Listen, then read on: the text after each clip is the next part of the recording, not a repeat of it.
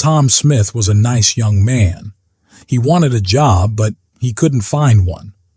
Many people wanted to work, and there weren't many jobs. Tom felt sad because he never had money for clothes or the cinema. When he was younger, Tom wanted to be a footballer. He was good at football and at tennis, too. He was good at every sport, but there were other, better players. Now Tom had a new idea. He thought, perhaps I can find a job in a sports shop. I'll be happy then and I'll have money. But it was only an idea. It never happened. He tried hard to find a job. He looked in the newspapers every day, and he wrote letters for jobs, a lot of letters. But he never found a job. One day, he saw something in the newspaper about a fair in the park near his house. That will be interesting, he thought. It's next Saturday. I think I'll go. Yes, I'll go. I'm not doing anything this weekend and it won't cost much.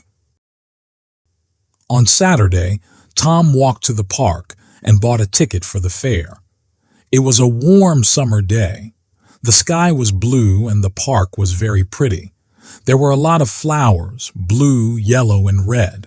Tom felt happy when he saw them. The fair was good too. There were a lot of people there and many different games. Tom played some games. He won a box of fruit and a book about sport. Then he bought an ice cream because he was hot and thirsty. I'm having a good day, he thought. He sat down and ate his ice cream. Now, what shall I do next? Suddenly he saw in large letters, Madame Zelda knows the future. Do you want to know about your future? Come in and talk to Madame Zelda. Tom Smith thought very hard. Shall I go in? He thought. Why not? I'm not afraid of the future. Perhaps it will be interesting. Yes, I'll go in and have a conversation with Madame Zelda. So he went in. It was very dark inside. An old woman with gray hair and a kind face smiled at Tom. Hello, young man, she said. Sit down, and I will tell you about your future.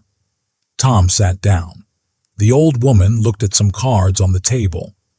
Take 3 cards, she said. Tom took the cards and gave them to her. The woman looked at the cards for a long time. Then she spoke.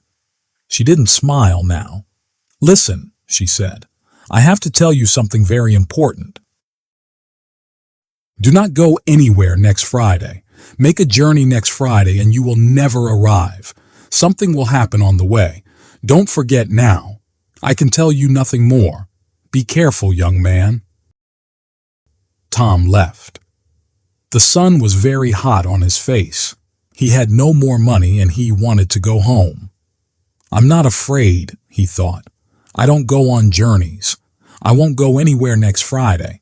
Every day is the same to me. I haven't got a job, so I don't go anywhere. But on Thursday, Tom had a letter. It was an answer to one of his letters. There was a job in a town 30 kilometers away.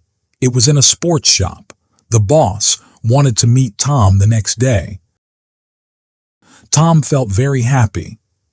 I'll have to take a train there, he thought. I can't walk 30 kilometers. Suddenly, he remembered the old woman at the fair, and he felt afraid. Do not go anywhere next Friday, she told him. But what can I do? Tom thought sadly. I can't lose this job. It's too important to me. I'll have to take the train tomorrow. And what can an old woman know about the future? Nothing. But he wasn't very happy about it, and he didn't sleep well that night. The next day was Friday, and Tom went to the station. He bought a ticket at the ticket office. The train arrived, and he climbed on it. An old man sat down next to Tom. His face was intelligent under his white hair. He had a bad leg, and Tom felt sorry for him. The train left the station and went through the country.